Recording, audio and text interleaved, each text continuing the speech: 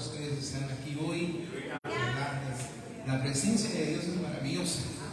Pero qué lindo también es la presencia, ¿verdad?, de nuestro apóstol Luis, que está aquí con su amada esposa, ¿verdad? Gloria al Señor.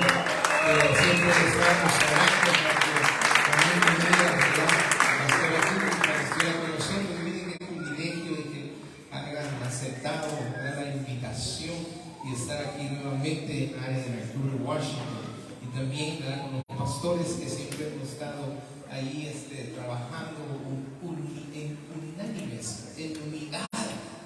¿Verdad? El apóstol compartía hace rato algo que dije, ahora entiendo el por qué ese es el enemigo, se opone para que usted y yo nos unamos, porque si uno dice 20,000 y 2, 10,000, ahí hay algo poderoso. Entonces, hermano, entre más nos unamos, algo sobrenatural va a suceder en el ambiente espiritual, hermano, porque ¿verdad?, hay guerras, hay cosas alrededor, pero sabemos que Dios está con nosotros, amén. Así que estoy con mi amada esposa y mis hijos, ¿verdad? Seguimos privilegiados de que estén con nosotros acá, ¿verdad?, y la congregación, amén. Así que bueno, damos el tiempo a nuestro apóstol, amén, que trae la palabra. Así que yo les voy a dejar al Señor por la vida.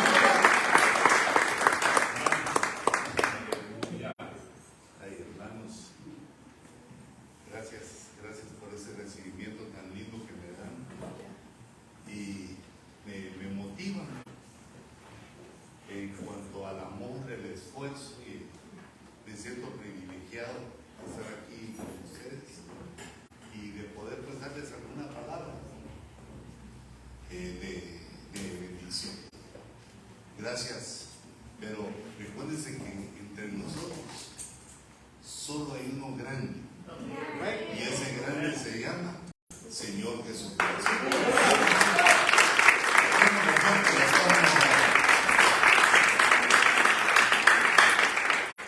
Sin Él nada podemos hacer. Con Él todo lo puedo en Cristo que me fortalece.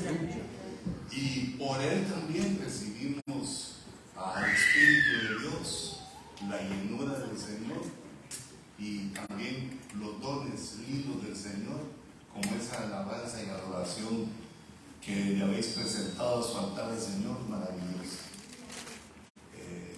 digna del Señor.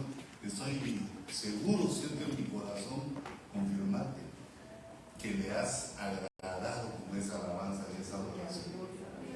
Padre, en el nombre de Jesús nos presentamos delante de ti, Señor, necesitados, siempre tan necesitados de tu presencia, de tu poder, de tu palabra, que nos des una unción de entendimiento para que se aclaren en nuestra mente esas cosas poderosas y gloriosas que has tenido a bien revelarnos a nosotros.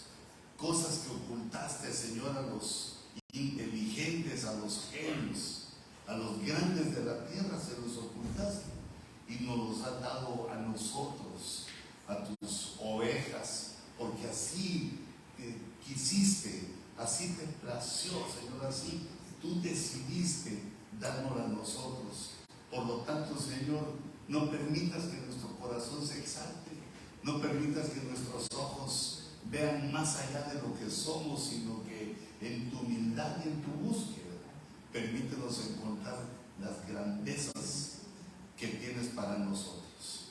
En el nombre de Jesús lo recibimos, Señor. Amén y amén. Hermanos, lo escatológico nos habla de las últimas cosas. Eso es lo que quiere decir lo escatos. Lo escatos, escatología quiere decir las palabras últimas o la última palabra, las cosas que van sucediendo al final. Pero el final depende de quién hable del final, quién sea el que esté viendo el final. Por ejemplo, digamos, para los judíos, el final viene cuando comience la semana 70, que para nosotros es la tribulación. Para la iglesia es la tribulación, pero para Israel es la semana 70, y entonces van a vivir esa semana de sufrimiento, digamos, semana de años, 7 años de sufrimiento, para al final de esa semana entrar al milenio, y en esos 1000 años ellos van a gobernar, a servir a Cristo en toda la tierra. Van a estar los 12 apóstoles en sus tronos, va a estar el Señor Jesucristo, es decir, va a ser otro tiempo en el cual van a ser los últimos 1000 años, en los escasos años para los judíos. El final entonces de los judíos es al final del milenio, de los 1000 años.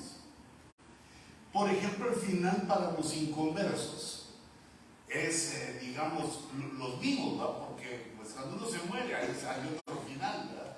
Pero, digamos, en escatológico, los que no encuentren en Cristo van a entrar a la tribulación, y ahí ya no va a haber evangelismo, ya no va a haber conversiones, sino que solo aquellos que ya eran cristianos y se arrepienten. ¿Cómo se llama eso cuando uno se ha alejado de la iglesia? Reconciliación. En el periodo de la tribulación solo va a haber reconciliación, pero ya en los reconciliados ahí ya no tienen, pues estamos hablando de los que se reconcilian ahí ya no tienen derecho de ser parte de la novia, sino que solamente de los salvos, parte de la familia, pero ya no el privilegio que tiene la novia de ser o de hacerse uno con Cristo. Entonces los gentiles que no quisieron a Cristo, rechazaron a Cristo, entran a la tribulación y ahí les cae la ira de Dios y son prácticamente exterminados. Los que mueren en la tierra, con las trompetas, las copas, todo lo que viene, y con la guerra final de Armagedón, para comenzar el milenio. Pero ahí ya no entran ellos, porque a nosotros nos tocó, o a ellos les tocó el tiempo de la gracia, que era recibir a Cristo. No les tocó el tiempo del milenio, ese es solo para Israel y los que sobrevivan a Armagedón, y los que sean recién nacidos, los que hayan nacido ahí y que no hayan tenido la oportunidad de recibir a Cristo. Va a pasar eso tremendo, ¿va? Pero para nosotros los últimos tiempos están, para los cristianos, es la venida del Señor. Yo le puse este tema, las visitas del Verbo encarnado. Bueno, no sé si andaba yo en las lecturas espirituales en mi estudio, pero digamos son las venidas de Cristo. La venida de Cristo es el final de los que creemos. Es decir, que nuestra esperanza, nuestra motivación por lo cual venimos a la iglesia, por lo cual nos santificamos, por lo cual no hacemos cosas que a Dios no le agrada, por lo cual vivimos como una vida cristiana, procurando conforme a la palabra de Dios, es porque tenemos una esperanza maravillosa, y es que el Señor venga por la iglesia. A ese evento se le llama arpazo, rapto o arrebatamiento. Me gusta la palabra griega, arpazo, porque suena con una arpa, ¿verdad? No, con una arpa, una mano, un zarpazo, ¿verdad? O también suena también a trancazo, ¿verdad? Pero no para nosotros. Suena a algo que duro, ¿verdad? Que pegó, el arpazo. El arpazo es la palabra griega para el arrebatamiento, y es nuestra esperanza. Nuestra esperanza es que el Señor prometió regresar por su iglesia en una visita secreta. Entonces, en lo escatológico vemos que hay 2 visitas secretas de Cristo. Dos visitas. La primera es una visita secreta y la segunda es una visita pública. Ambas visitas, digamos, la visita secreta abre el tiempo de la tribulación, 7 años después del arpazo, que está bien de muchas maneras codificado que son 7 años. 7 años después del arpazo viene la que se llama también en griego Epifanía, que es la segunda venida de Cristo pública, donde todo ojo le verá.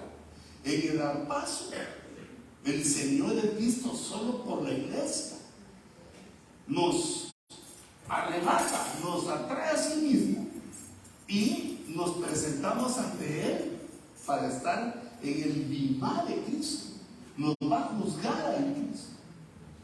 Y luego 7 años después, nosotros ya nos fuimos con el Señor. 7 años después regresa en la Epifanía, donde todo ojo le verá, y concluye esa visita del Verbo encarnado, es decir, de Jesucristo, concluye con la guerra de Armagedón, para entrar a un nuevo ciclo que es el milenio. Entonces, este concepto nosotros lo tenemos, digamos, en las epístolas de los apóstoles, en las enseñanzas de Jesús, en Mateo 24, donde él habla del escatológico. Tenemos este diseño escatológico, quiere decir un diseño de los eventos de los últimos tiempos.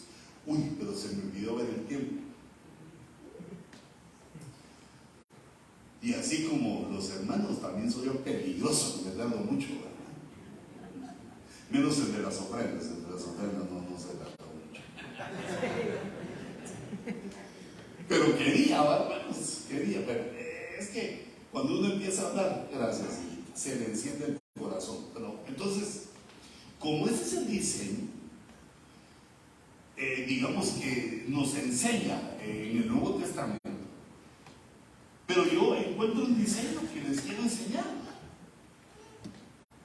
No es mi diseño, sino que leyendo la Escritura encuentro este diseño.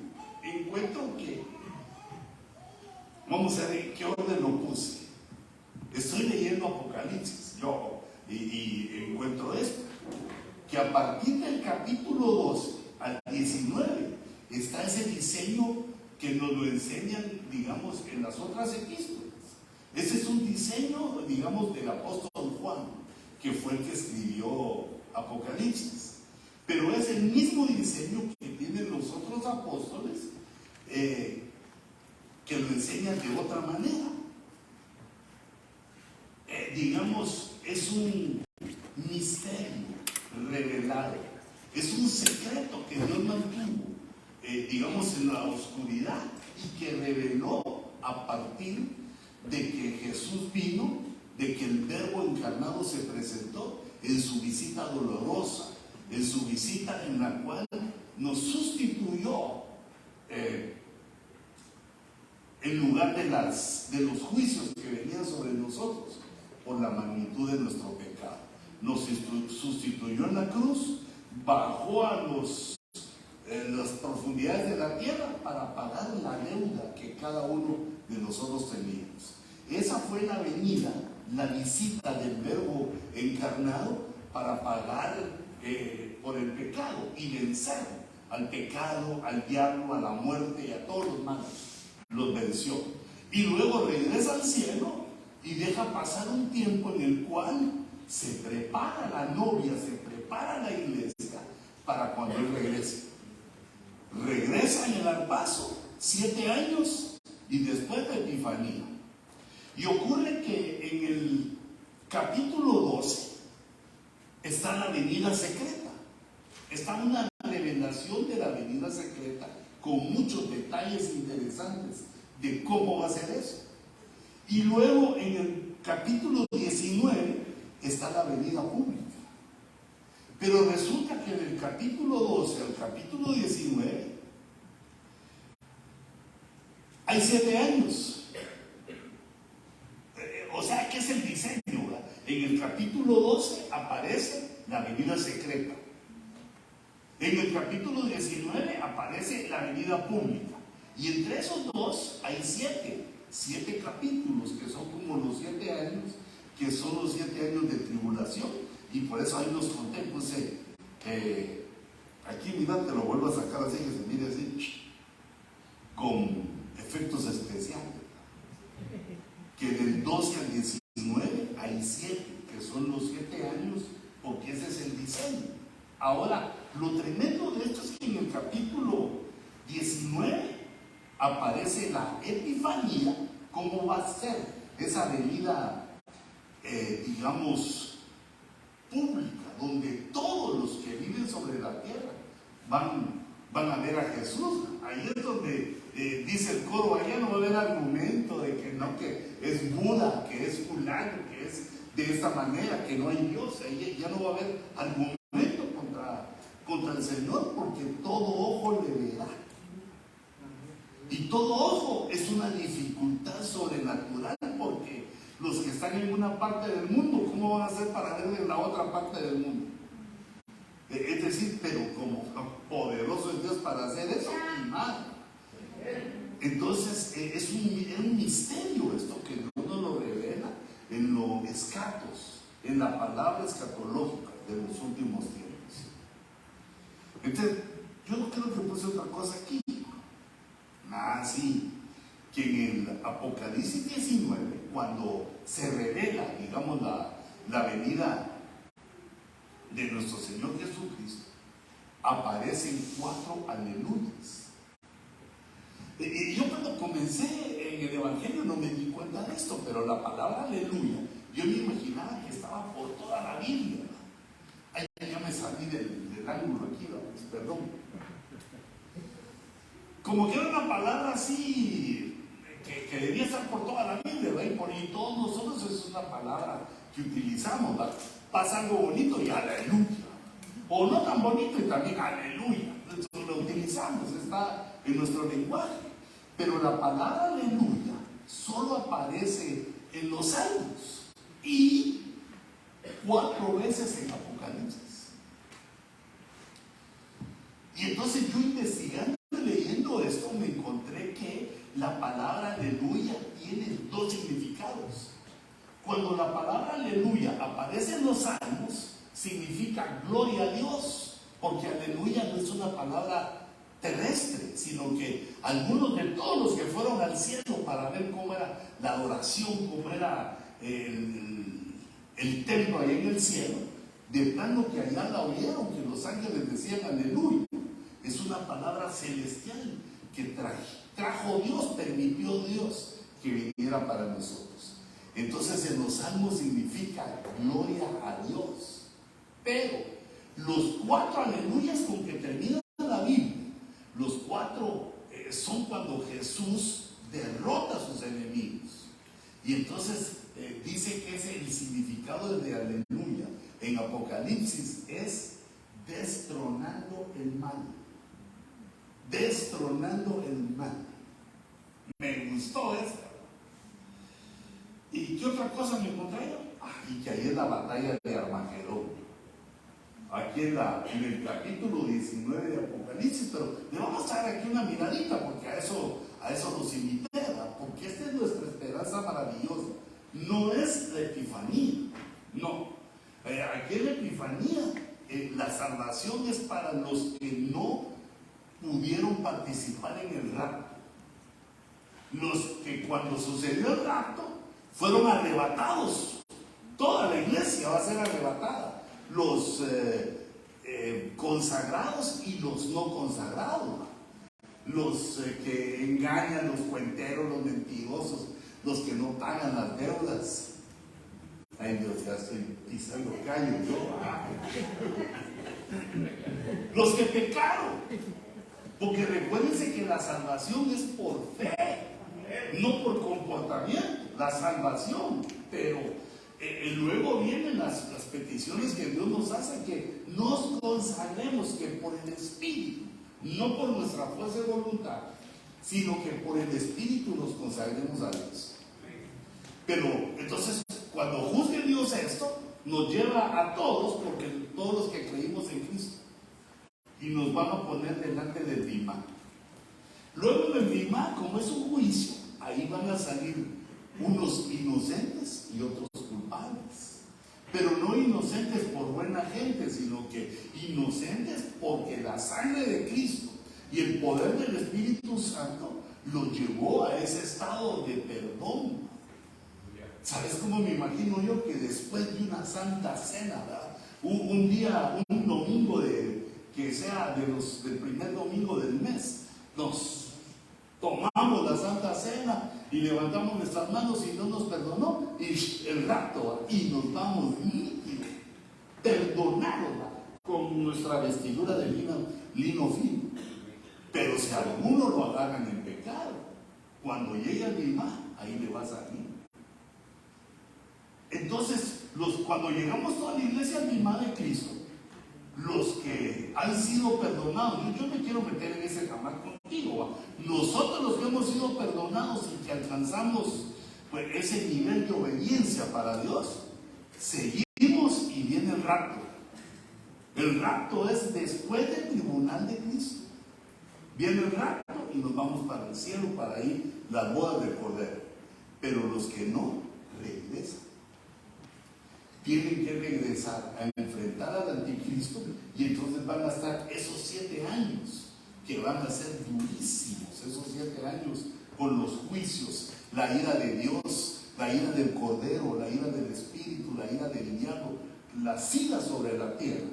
Pero los que no alcanzaron el rapto tienen ahí, digamos, la oportunidad. Si sos estudiante, estás retrasada.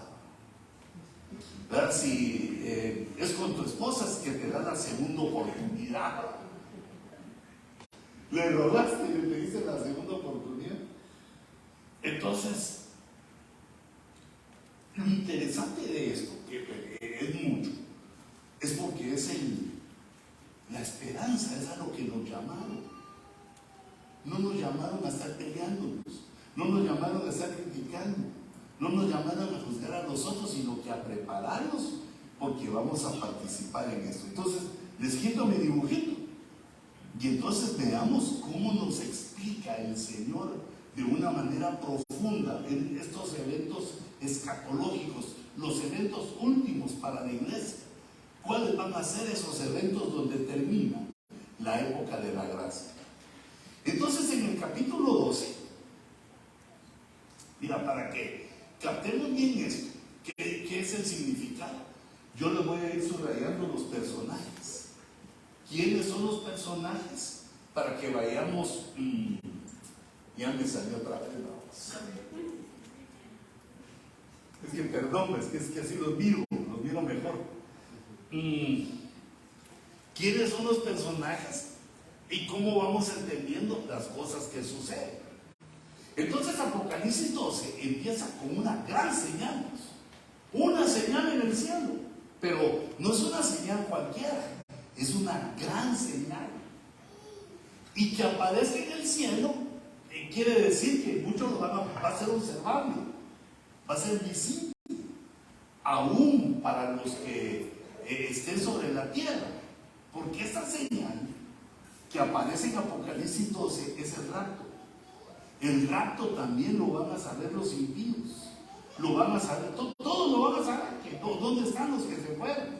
Pero no lo logro ver así como dice que se chocan los trenes, se chocan los aviones, que los carros se chocan porque ya no tienen piloto. No lo veo así, sino que, digamos, quisiera verlo más serio, en el sentido de que somos tomados y las cosas en la tierra siguen igual más o menos, solo que con la desaparición nuestra. Entonces dice, ¿cuál es esa señal? Una mujer. Pero no es una mujer cualquiera, es una mujer, es una señal. Esa mujer es la iglesia, por eso la puse de otro color, pero ese se mira así. Una mujer, la iglesia. Esa mujer está vestida de luz. Por eso es la iglesia. Dice que está vestida del sol. Y el sol en la figura es el sol de justicia, es Cristo. Está vestida de Cristo. Se vistió de su marido. Así como en el matrimonio el marido le compra el traje, el vestido de boda a la mujer, o por lo menos ayuda un cacho, ¿no? Porque nos tocan los suegros a veces, ¿no? Pero está vestida de sol, con la luna debajo de sus pies, que la luna también tipifica a la iglesia, porque nosotros brillamos no con luz propia, sino con la luz que reflejamos del sol, como la luna. El reflejo no es que ella tenga luz propia, sino que el sol le da en cierto ángulo que hace que se ponga así plateada, blanquita, o también luna de sangre, luna roja. Pero eso debajo de sus pies, como quien dice, así caminé yo. Caminé reflejando la luz de Cristo y estoy vestida de sol, vestida de Cristo. Y una corona de 2 estrellas sobre su cabeza. La cabeza de la iglesia habla del intelecto, de la inteligencia, de cómo Dios ministró nuestro corazón, nuestro entendimiento. Lo ministró por medio de estrellas que tipifican ministros. Y el número 12 nos habla del gobierno de Dios, cómo por medio de la predicación, cómo por medio de oír la palabra, la iglesia tomó en su mente el 12, el gobierno de Dios. Esas 12 son las estrellas que alumbran, como diciendo que la luz de Dios entró a su entendimiento por medio de los ministros que le predicaron a lo largo de los 2000 años. Los ministros que le predicaron a la iglesia y le hicieron saber la palabra de Dios y le dieron la guía, el camino para que obedeciendo pudieran agradar al Señor. Esas las tiene sobre su cabeza. Entonces la señal es que una mujer está en el cielo porque tiene la luna bajo sus pies. Quiere decir que esa es la iglesia que fue al paso, fue arrebatada, ya no está en la tierra. ¿Qué hace una mujer en la luna? Ellas son las únicas que nunca están en la luna, porque como ponen atención las mujeres a las cosas, ¿verdad? En cambio los hombres sí a veces estamos en la luna, nos preguntan, si usted qué piensa,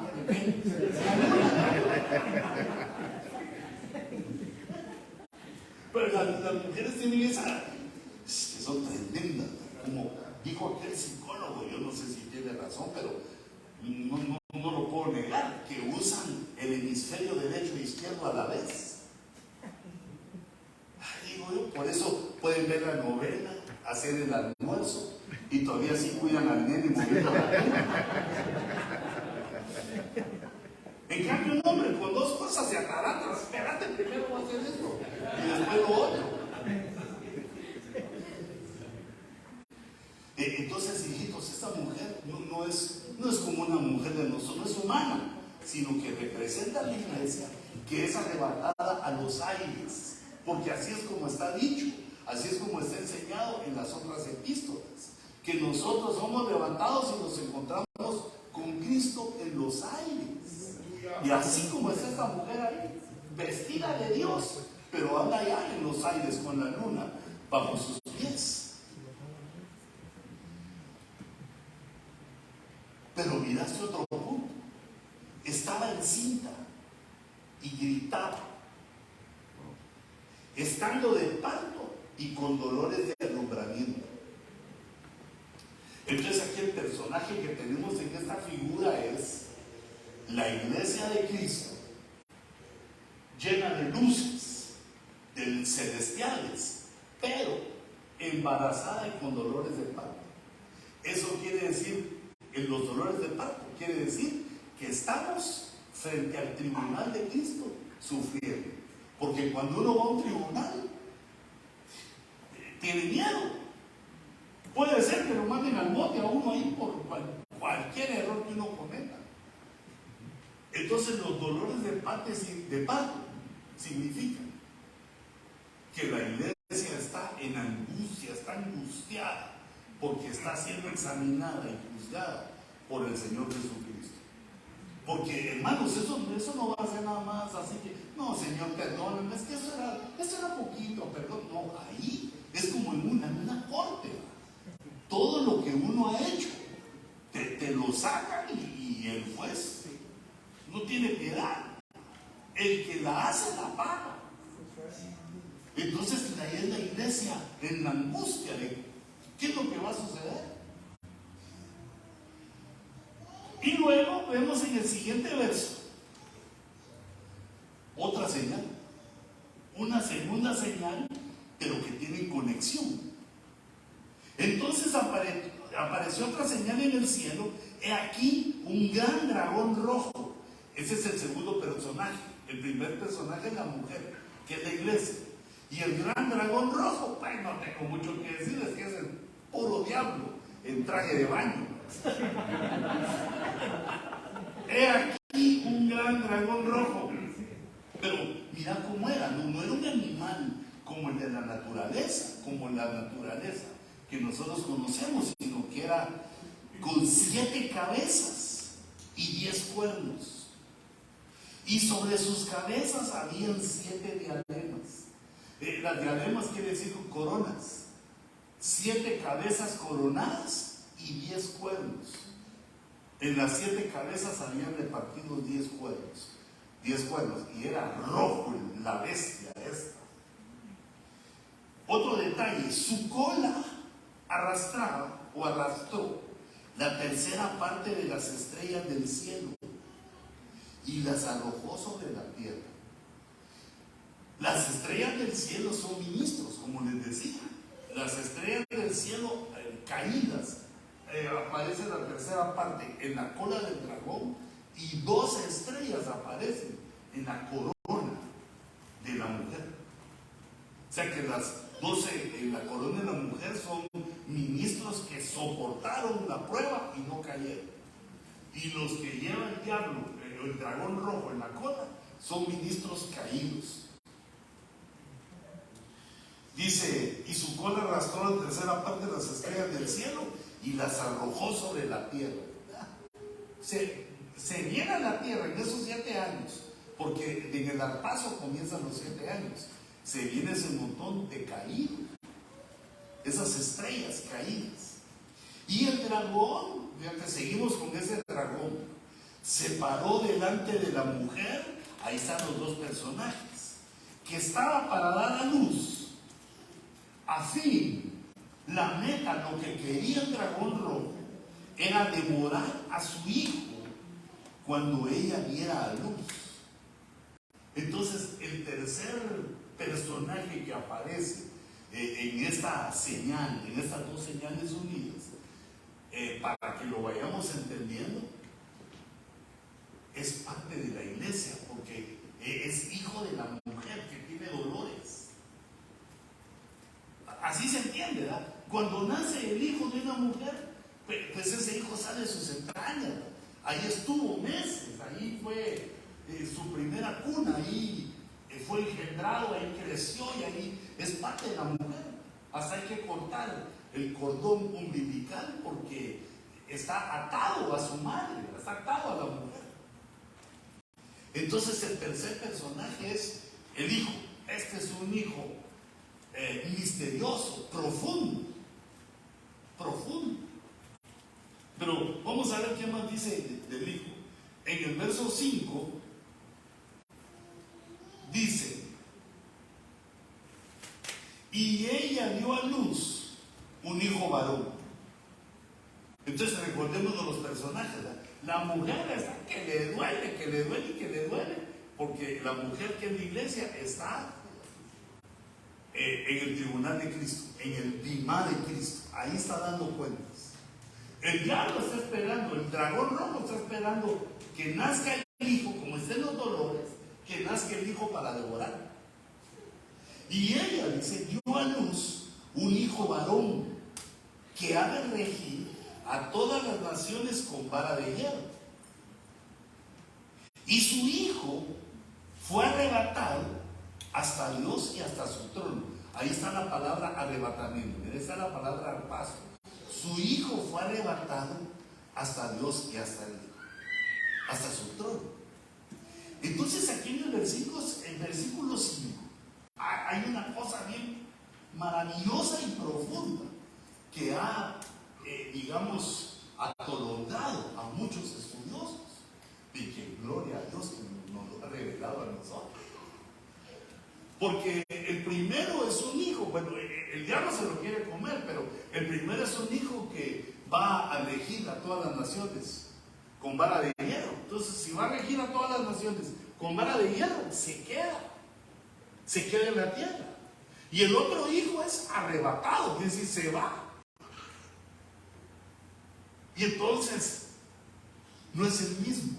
El misterio de este personaje, que es el Hijo, que nace de la iglesia, ¿cómo decirlo? Como que la iglesia se desdobla.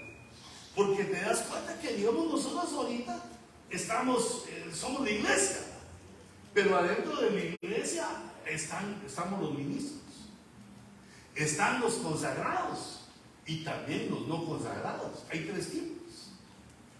Entonces, cuando la mujer da luz, el primer hijo, se utiliza en griego una palabra para hijo que es huíos. Huíos. Ese hijo varón es un hijo huíos, que significa un hijo maduro, un hijo que ya sabe, que ya entiende, un hijo maduro. Lo primero que le nace a la mujer, lo primero que, digamos, pasa al tribunal de Cristo y sale, somos los ministros. ¿O qué pensabas? ¿Que nosotros no nos iban a pasar en los rayos X y nos iban a juzgar? No, esto es para todos. Aquí no hay nadie que tenga, digamos, una solvencia para que no pase ahí. Los primeros que da a luz la iglesia, pero que se desdobla, es decir, Dios agarra a todos los ministros de la iglesia y los lleva al mismo de Cristo, y entonces nace en huíos. Los huíos son los ministros. ¿Por qué digo yo eso? Porque cuando uno busca los que han de regir con vara de hierro entre las naciones, encuentra a los ministros. Los ministros no nos casamos con Cristo, porque la que se casa es la novia. La novia se casa, no se casa el guardaespaldas. Ay, qué horrible sería que el guardaespaldas fuera que entrara a la luna de miel, al lecho nupcial. Ahí el guardaespaldas, aquí lo estoy cuidando, jefe, no hay ahora va a sacar. Ahí solo el novio, el esposo y la esposa. Hasta gritó la...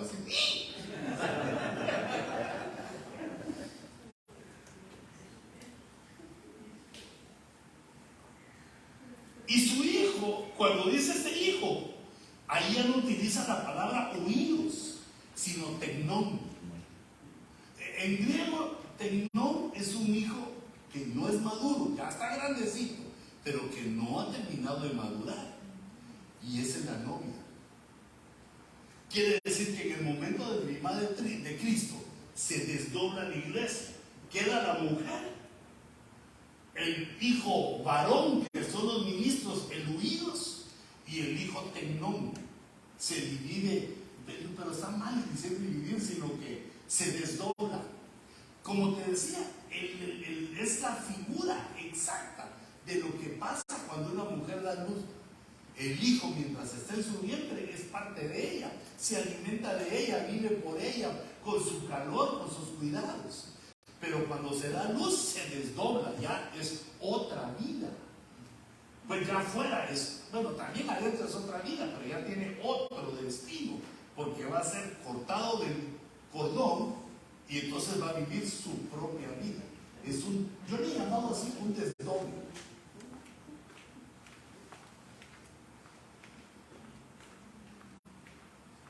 Verso 6. Bueno, pero aquí me salto que cuando nace el hijo huíos, el diablo, el dragón se lo quiere devorar, y el huíos le rompe el hocico. O bueno, el dragón sí tiene hocico, ¿verdad? No soy de las fauces, pues, ¿verdad? No se lo puede devorar porque no es un bebé el que nace, como pensaba el dragón, que iba a nacer un bebé que iba a ser fácil para comerlo, no para devorarlo, sino que nace un hijo maduro que se defiende y no se lo puede comer. Y el otro hijo, que es el hijo tecnón, que es arrebatado. O sea que no nace uno, sino que dos. Por si no has tenido bebé, recibe esta unción para cuando tengan de dos de una vez, para que te ponga qué hacer el Señor.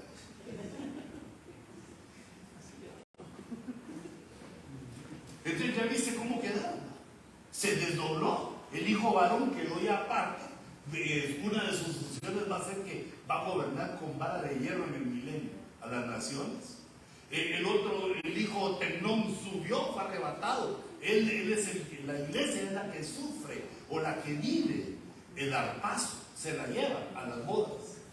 Y la mujer que tipifica la iglesia que no se consagró, la iglesia que no esperaba el arrebatamiento, la iglesia que se fueron haciendo a lo religioso, que no les gustó lo escatos, no buscaron en los escatos para mantener el fuego de la promesa que Dios había hecho de que venía por nosotros.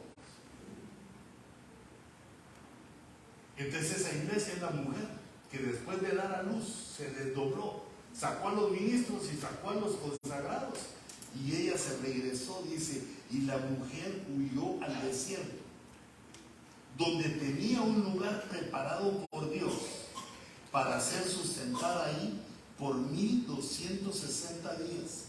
1260 días son 3 años y medio. Como quien dice que Dios le tiene su lugar a la iglesia que no se consagró para que pase la primera parte de la tribulación, los primeros 3 años y medio de la tribulación. ¿Vamos bien? Ay. Entonces la mujer en la iglesia, tenemos 3 personajes. La mujer que es la iglesia, tenemos otro personaje que es el dragón rojo, que es el diablo, que el Señor lo reprenda, y tenemos otro personaje que es el hijo, que es 2, que es doble, el hijo maduro, que son los ministros, los judíos, y el hijo Temnón, que sube al arrebatamiento, que es la iglesia consagrada. Y la iglesia no consagrada sigue siendo la mujer que va al desierto, porque ahí Dios le tiene un lugar preparado. Entonces, tan lindo el Señor, no la tira ahí, ¿por qué no te consagraste? No la desprecia ni la menosprecia, sino ya le tenía Dios un lugar preparado, porque creyó en Jesús, está apta para la salvación. Y entonces vienen estos 3 años y medio primeros para ser probados y ver quiénes alcanzan el siguiente turno de resurrección. Y luego me paso hasta el verso 3, porque en los versos que siguen nos habla de que el dragón rojo tenía una batalla en el cielo, lo estaban echando del cielo y lo echaron. Miguel el arcángel lo derrotó en el cielo y fue echado a la tierra, porque estos 7 años de tribulación va a hacer que el diablo va a estar en vivo aquí en la tierra. Por el momento no está en la tierra, sino tiene sus secuaces, que el Señor lo reprenda. Tiene a sus ayudas, a los demonios, espíritus inmundos, potestades, todo lo que encontramos ahí en la escritura de sus niveles de gobierno y de qué son capaces de hacer. Pero él no está, porque no puede estar en 2 lugares al mismo tiempo, es criatura. Entonces está en el cielo, en alguno de los cielos, batallando ahí, y va a ser derrotado. Y entonces dice en el verso 13, cuando el dragón vio que había sido arrojado a la tierra, cuando se vio vencido por Miguel, persiguió a la mujer. Empieza la persecución de la iglesia. Ahorita solo vemos unas señalitas de que nos persiguen, que no nos quieren rentar locales, que les caemos mal, que hacen leyes contra nosotros. Pero la verdadera persecución comienza con el diablo, o con el dragón rojo. Aquí dice, mira, cuando vio que había sido derrotado y cayó a la tierra, persiguió a la mujer. ¿Y quién era la mujer? La iglesia que no se consagró, la iglesia que está en la tierra, porque no fue arrebatada. Ya no tiene a los ministros con ella, porque los ministros se desdoblaron, se salieron. Aunque no todos, sino que los judíos que también habían dado la talla, porque van a haber ministros que no dan la talla, porque hay unos que son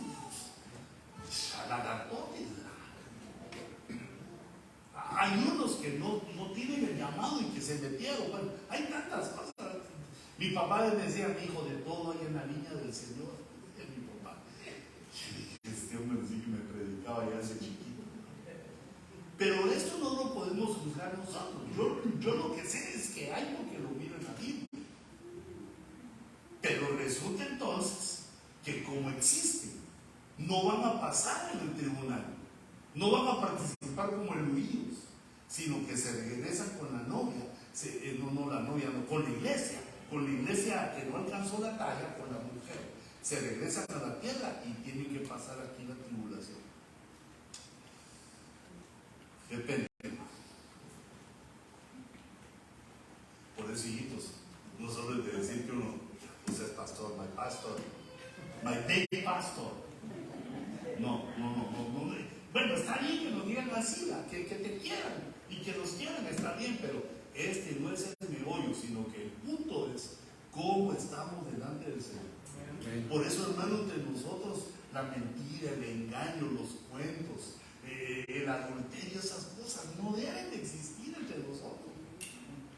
Es que debemos aprender que nuestra esperanza es tan maravillosa que debemos nosotros, en lugar de andar pensando y atarantados en otras cosas, pensar en lo que es nuestro, en nuestra esposa, en nuestros bienes, en nuestro carro. Aleluya, gloria a Dios.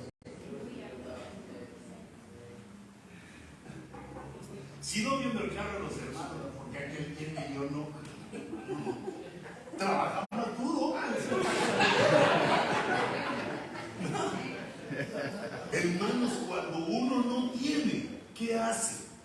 No se pone a murmurar, no se pone a chillar. Ay, mi amor, es que yo no la hago, mira que nací bruto, mi amor. No. Ya ministrándose con la esposa, ¿verdad? Lo que tiene que hacer uno cuando le faltan cosas es que viene entrando a la iglesia, mira la silla vacía y se arrodilla. Ahí te pones de rodillas y le decís, Señor, es necesario. ¿A quién iré? Mira, ¿qué otra se me ocurre? Dice, Señor, ya mi papá ya no me puede dar, ya soy grande. Señor, ya no le voy a pedir a mi papá, tú eres mi padre. Señor, tu palabra dice, uno le pide a Dios. No, que aquellos que no oyen la palabra, a la suegra me préstame 500 dólares. Después ya no se los puedes pagar y dan a la suegra poniéndote como que sos un anticristo en todos lados.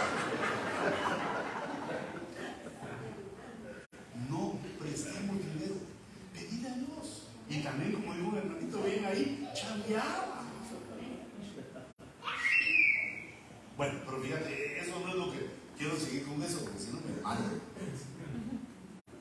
Entonces aquí verso 13, la persecución. Verso 14, se le dieron a la mujer las dos alas de la gran águila, a fin de que volara de la presencia de la serpiente al desierto, a su lugar. La mujer que dijimos que era la iglesia que no se consagró. Entonces, y junto con la iglesia que no se consagró, los ministros cuenteros. Ahí creo que los hermanitos se nos van a coscorronear. ¿Y por qué no hacemos eso? ¿Y no que apóstol, pues? ¿Y no que profeta, pues? Empatea y vamos ¿y no que pastor, pues? Aleluya. Yo digo que ahí, ¿y por qué usted no se fue? ¿Qué hace por las obras? Igual, ¿no? Igual que ahora. Mira, esto va a ser de sufrimiento. Yo no quiero tomar así jugadito, ¿va? Pero porque pienso que si Dios nos está predicando esto a nosotros, si Dios nos lo da, es porque no quiere que pasemos eso. Porque nos afirma, nos dice cuál es el camino y nos enseña qué le va a pasar a los que no adquieren eso. Entonces, fíjate, la mujer, los que no se consagraron, ahora están, oh, ¿por qué? Es como cuando uno falla, ¿verdad? Cuando sale algo y no lo hace, ¿por qué no lo hice? ¿Verdad? Como cuando el carro se va para atrás y se cae al río, ¿por qué no le puse freno de mano? Ya muy tarde, ¿verdad? O como cuando la mujer se va, se queda aquel chingando, ¿por qué te fuiste? No, hombre, era antes de que se fuera que le dijeras que era mi amor. Ya cuando la cosa pasó, ya no tiene remedio. Entonces Dios va a enviar las dos alas del águila, de la gran águila, que esos son los ministros huidos, los que alcanzaron el nivel que Dios pretendía, y Dios los regresa a la tierra, pero ya transformados, invulnerables, que el anticristo ni el diablo y nadie nos puede hacer daño.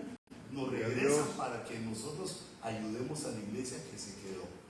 Porque te recuerdo que la iglesia es creyente en Jesús. Tiene la opción de la salvación todavía. Todo el que cree en Cristo es salvo. Ahora tienen que pasar esos 3 años y medio y nosotros venimos para ayudarla. ¿Quién les va a predicar? Imagínate los ministros cuanteados. No, hoy sí le voy a decir la verdad, hermano, siéntese, le van a dar camorra hebrea. Digamos, la camorra latina es que uno agarra uno y todos le dan su trancacera así con la mano. La camorra hebrea es con picayero, para que duela. No, esa es una invención así para una exageración, uno perro. Pero entonces fíjate, o sea que los ministros tampoco, como no estamos en el rapto, es decir, como no estamos en las bodas, ahí ya no nos da la iglesia a la que cuidábamos, a la novia, a la bella, la hermosa que cuidábamos, ya la tiene su marido. Entonces ya, pues el guardaespaldas ya, ¿qué le queda? Pues ir a cuidar, nos mandan a cuidar a los que no dieron la talla. Por eso se le dan las dos alas de la gran águila. No es un águila cualquiera, no es un águila calva, sino que es la gran águila, solo las alas, que son los ministros que van a ayudar a la iglesia en la tribulación. Pero van a ayudar predicándoles, enseñándoles aquello que no aprendieron, lo que por estar en otras cosas no lo buscaron, no buscaron a Dios. Porque en la tribulación solo va a haber reconciliación, ya no va a haber evangelismo. Ya no van a haber nuevos convertidos, porque el tiempo de la gracia terminó con el rapto. Con el arpazo termina la gracia y solo queda aquellos que no dieron la talla, pero que creen en Cristo y por lo tanto se les da el privilegio de la reconciliación. Luego en el versículo 15 vemos otra vez que ahí es sustentada la mujer por 3 años y medio.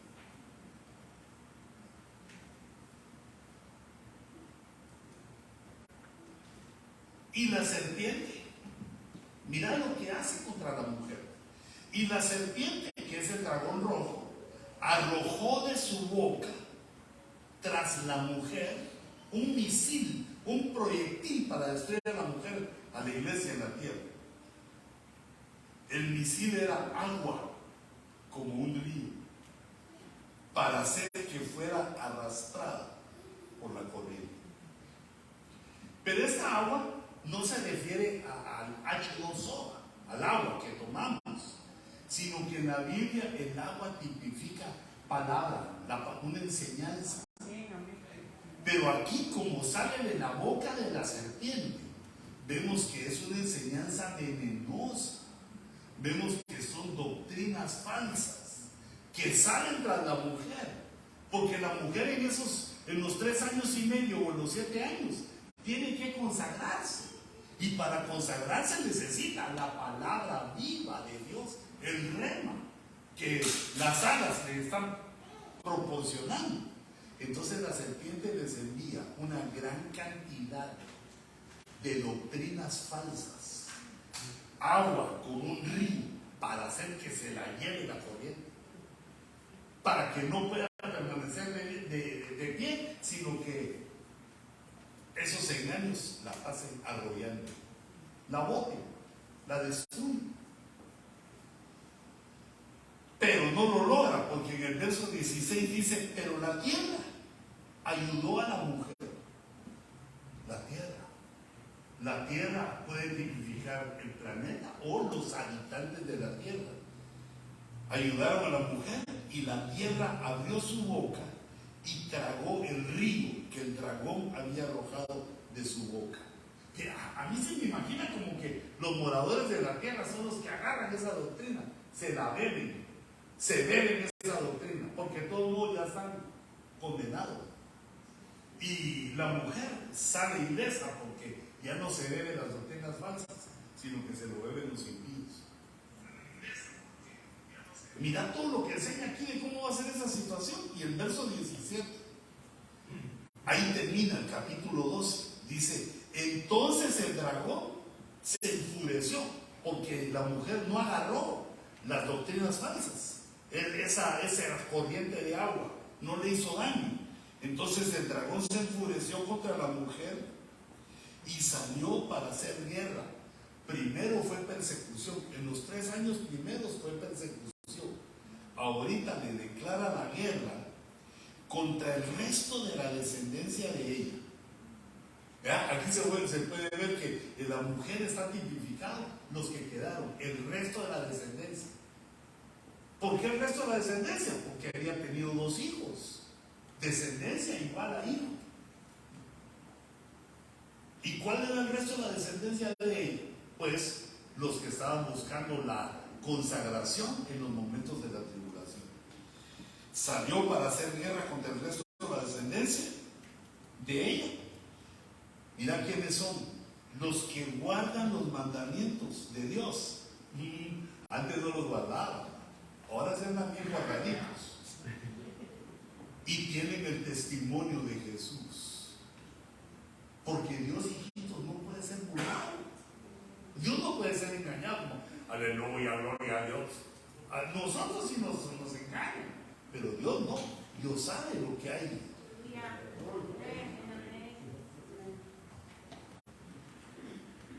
Entonces el capítulo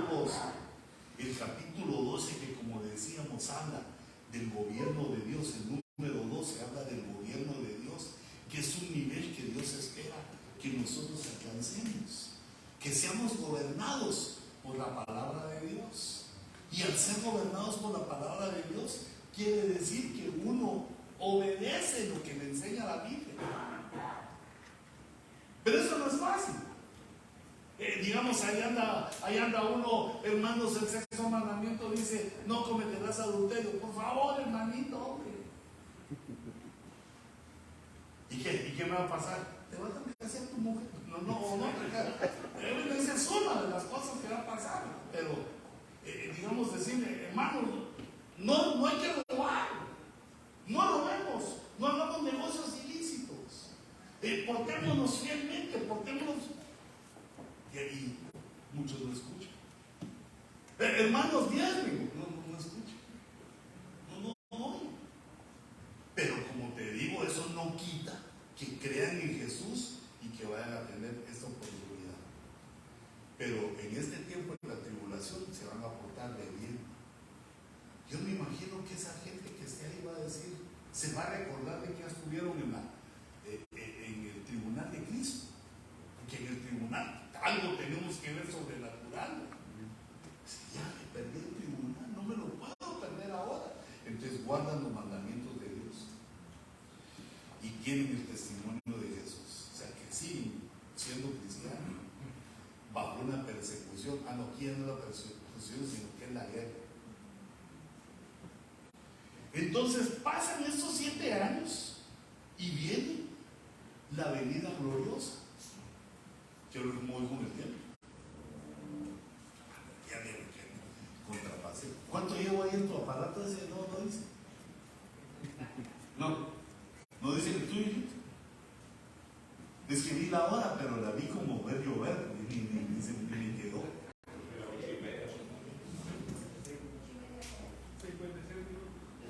56. Entonces todavía me quedan 4 minutos. Más tiempos extras, porque ahorita tenemos saqueo de que Guatemala le ganó 3-2 a Guadalupe. Tiempos extras y penales todavía, ¿verdad? Puro mundial. Entonces, fíjate, en esa venida, la tierra, no van a ver a Cristo. Lo que van a ver es que los cristianos, muchos desaparecieron, pero tampoco tantos. Porque muchos son los llamados, pocos los escogidos. Y todavía está después, fieles, ¿verdad? Llamados, escogidos y fieles. La iglesia que es llamada, escogida y fiel es la que va a entrar. Si solo fue llamada, se queda. Llamada y escogida, se queda. La fidelidad es uno de las virtudes que debemos tener nosotros como cristianos. Pero en esa segunda venida que está en Apocalipsis 19, ahí sí todo ojo le verá. Comienza en el capítulo 19, verso 1. Dice: después de esto oí como una gran multitud en el cielo. Es que estos versos los puse por los 4 aleluyas que te decía, que significa destronando al mal. Oí como una voz, como una gran voz de una gran multitud en el cielo que decía: destronad el mal. Aleluya. La salvación y la gloria y el poder pertenecen a nuestro Dios, porque sus juicios son verdaderos y justos, pues ha juzgado a la gran ramera que corrompía la tierra con su inmoralidad y ha vengado la sangre de sus siervos en ella. Y dijeron por segunda vez: aleluya, destronando el mal. El humo de ella sube por los siglos de los siglos. Entonces ahí los dos primeros aleluyas son porque Dios juzgó en el capítulo 17 y 18. Dios juzgó a Babilonia, la gran ramera, la confusión, la madre de las abominaciones sobre la tierra.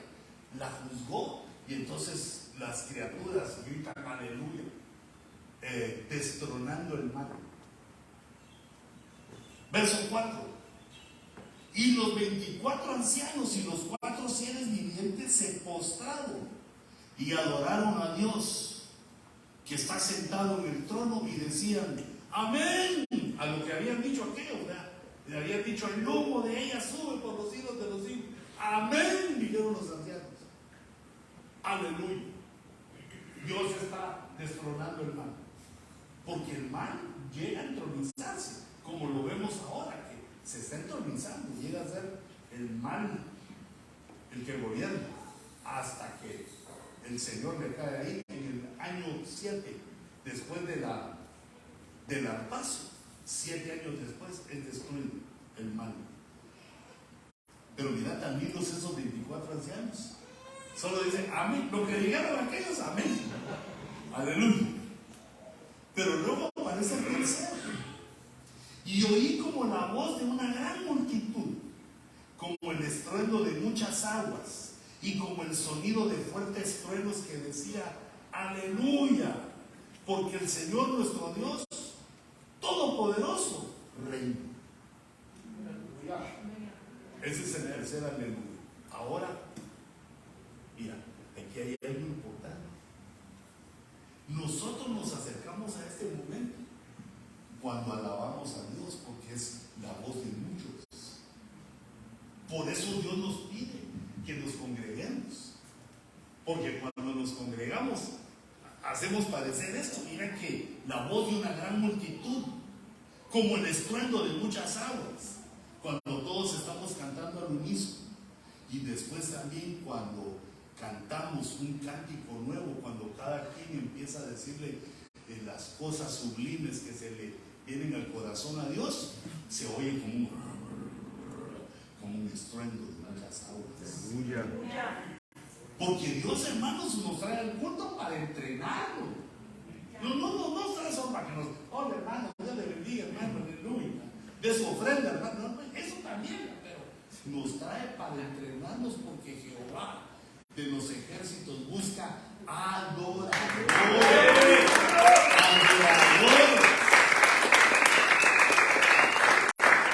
Bueno,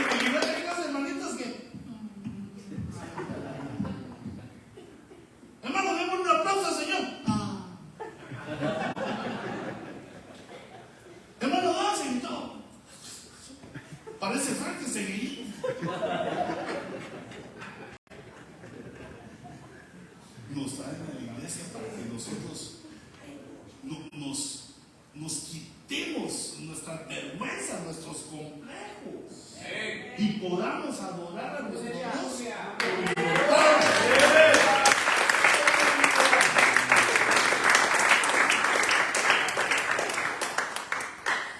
Bueno, esto me impacta de aquí, de que en esos aleluyas, aquí están los cuatro aleluyas que con que cierra la escritura están en Apocalipsis. Pero fíjate, es que eso no quería yo solo. Yo quería celebrar la Epifanía, porque ahí está la iglesia y los seres celestiales cantándole a Dios, porque está a punto de terminar todo. Mira lo que viene en el verso 11. Y vi el cielo abierto. Ese es Juan. Y he aquí un caballo blanco. Algunos lo confunden con el caballo blanco de Apocalipsis capítulo 6, pero no. El caballo de Apocalipsis 6 es blanco, pero es malvado, tiene una mala intención. Este es el caballo blanco de Cristo. Porque mira, dice, un caballo blanco, el que lo montaba, se llama Fiel y Verdadero. El nombre más poderoso, Fiel y Verdadero.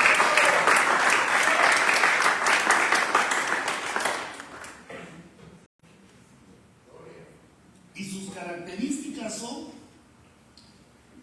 con justicia juzga y hace la guerra. O sea, que no anda malmatando a los que no son, sino con justicia. La guerra que él, digamos, está a punto de enfrentar es porque es justa, porque los malos se han levantado contra él y los malos le han quitado lo que es de él, porque él es el creador de todas las cosas. Mírame. Entonces aquí nos dicen 4 nombres de Cristo. Nosotros conocemos a Jesús, a Jesucristo, pero aquí nos dicen 4 nombres. El primer nombre es Fiel y Verdadero. Para cuando le estés adorando y le querrás decir un nombre: tú eres el fiel y verdadero. Todos los demás se van a quedar: qué tremendo ese cántico nuevo de ese hermano. También ellos van a decir: él es el verdadero y el fiel. Para no copiarte, lo dicen a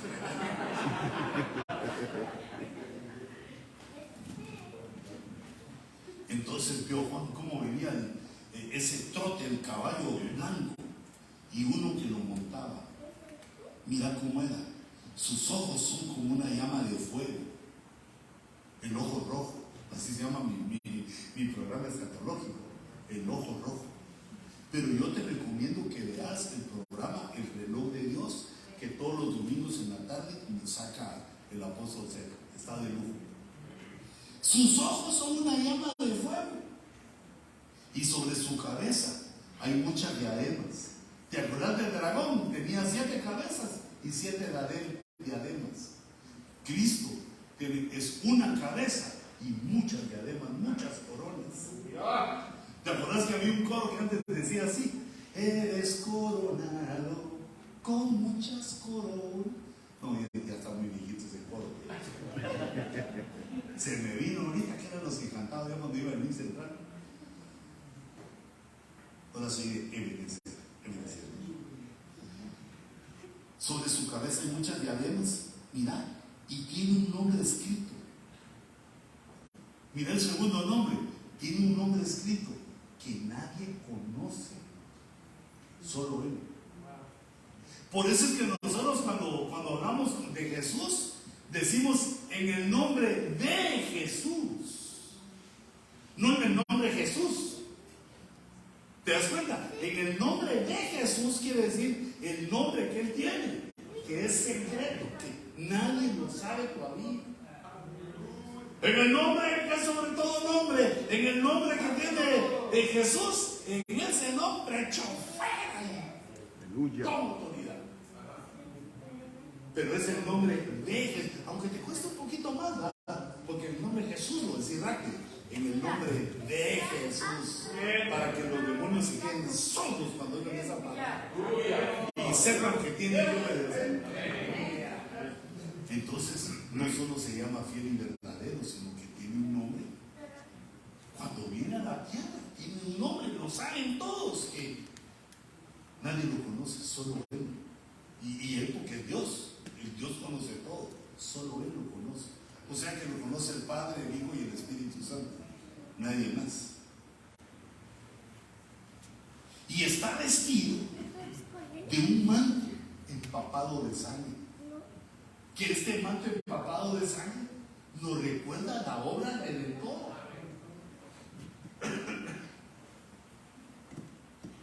Y su nombre es el Verbo de Dios. Fiel y verdadero, el nombre es súper secreto. Y otro nombre es el Verbo de Dios. Aquí nos recuerda que Jesús es Dios, es el Verbo encarnado en Jesús. Dios tomando cuerpo humano y manifestándose a la humanidad. Su nombre es el Verbo de Dios. Se abre el cielo, Juan lo mira, todos lo miran. ¿Quién es este? El fiel y verdadero, el que tiene un nombre súper secreto. Es el Verbo de Dios. Para que los impíos sepan que se los dijimos, que Jesús es Dios. Y no lo quisieron aceptar. Aleluya, gloria a Dios. Y los ejércitos que están en los cielos, fíjate, no en el cielo, en los cielos, muchos cielos, vestidos de lino fino, que tipifican las obras justas, blanco y limpio, le seguían sobre caballos blancos. O sea que el Verbo de Dios, el fiel y verdadero, iba adelante. De su boca sale una espada, porque él va a hacer la guerra. Juzga justamente y va a hacer la guerra. Y entonces en su boca sale una espada afilada para herir con ella las naciones. Y las regirá con vara de hierro. También Jesús va a regir con vara de hierro. Y los ministros son los dos personajes que le dan lugar a esto de regir a las naciones con vara de hierro. Y él, el Verbo de Dios, pisa el lagar del vino del furor, de la ira del Todopoderoso. Y en su manto y en su muslo tiene un nombre escrito, el cuarto nombre. Y su nombre es Rey de Reyes y Señor de Señores. Aleluya, gloria a Dios. ¡Qué tremendo nombre!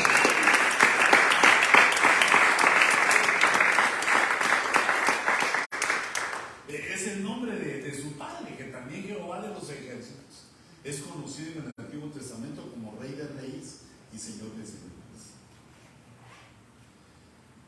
Ahí está la presentación, ahí se aparece el guerrero a la tierra. Regresa a la tierra, porque esta tierra es mía. Regresa a la tierra, pues yo la crié. Todo lo que aquí hay es mío, y porque ustedes están usurpando. Verso 19. Entonces vi a la bestia, el anticristo, a los reyes de la tierra.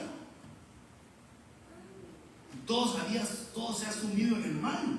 Son los presidentes, a sus ejércitos reunidos para hacer guerra contra el que iba montado en el caballo y contra su ejército.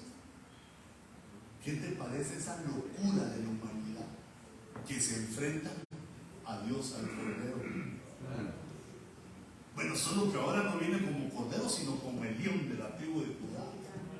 Viene como guerrero. Y entonces se disponen a la batalla en el verso 19. Ni batalla hubo, mira. Y la bestia, verso 20. Y la bestia, por bestia, fue apresada. Conforme a su nombre, que se llama Reprenda. Y la bestia fue apresada. Y con ella el falso profeta. El falso profeta que hacía señales en presencia del anticristo, que es otra bestia, con las cuales engañó a toda la tierra, con las cuales engañaba a los que habían recibido la marca de la bestia y a los que adoraban su imagen. Los dos fueron arrojados vivos al lago de fuego que arde con azufre. Qué rapidito termina el Señor con la rebelión. No dice que vinieron los ejércitos por un lado y que Jesús podía hacer otra cosa. Y fueron apresados. De un solo.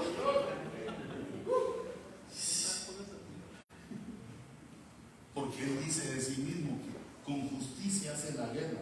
Ellos se le opusieron y lo derrotó al suave. Esta es la segunda venida visible. Todas las naciones lo van a saber. Los reyes de la tierra lo van a saber. El falso profeta y el anticristo van a estar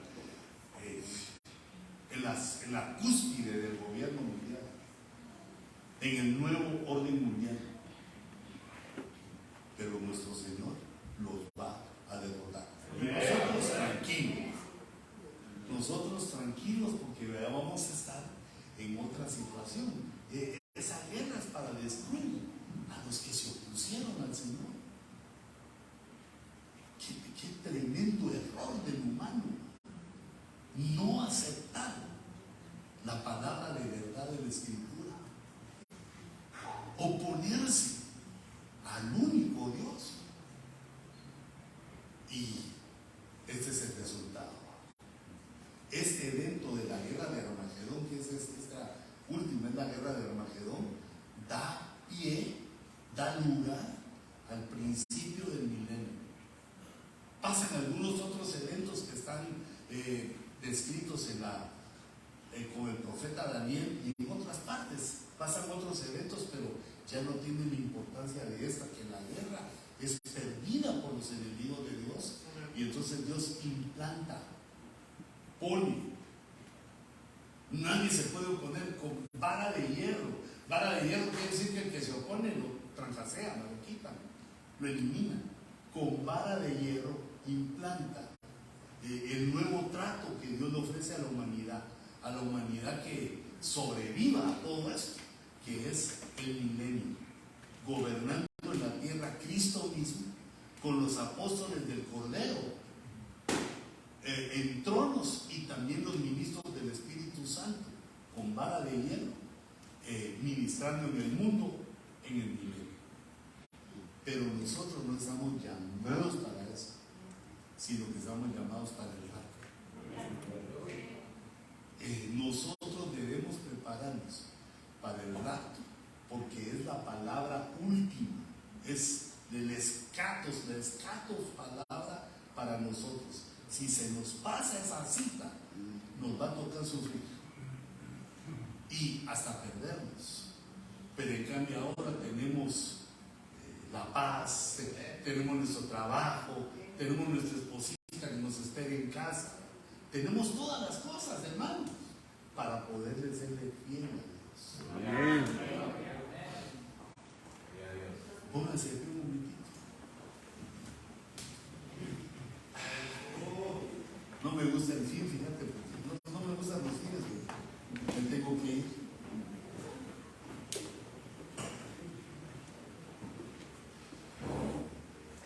Pero creo que les he dejado aquí una repasadita de todo esto. Y quisiera pues dejarles en su corazón, cierren sus ojos, que ese es el llamamiento que Dios nos dejó.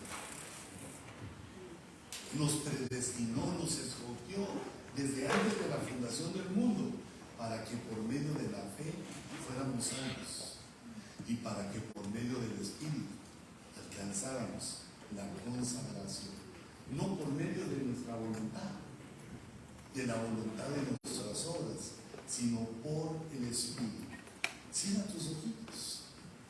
Y el Espíritu Santo es ministrado en la alabanza, en la adoración, en el cántico nuevo. Es ministrado el Espíritu Santo para que seamos llenos del Espíritu, y donde quiera que andemos, donde quiera que nos toque, vayamos, que nos toque vivir, vayamos llenos del Espíritu, venciendo la tentación, venciendo a los adversarios, venciendo lo que se opone a nuestra consagración. Padre, Te damos gracias por esta actividad. Muchas gracias, Señor, porque has permitido, tú has permitido todo eso.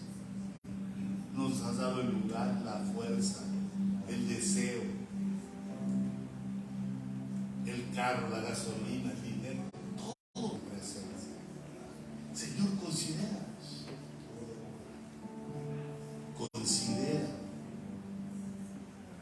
nuestra fidelidad y ayúdanos para que podamos serte fieles, para que podamos alcanzar el propósito para el cual tú nos alcanzaste, para el cual te revelaste a nosotros.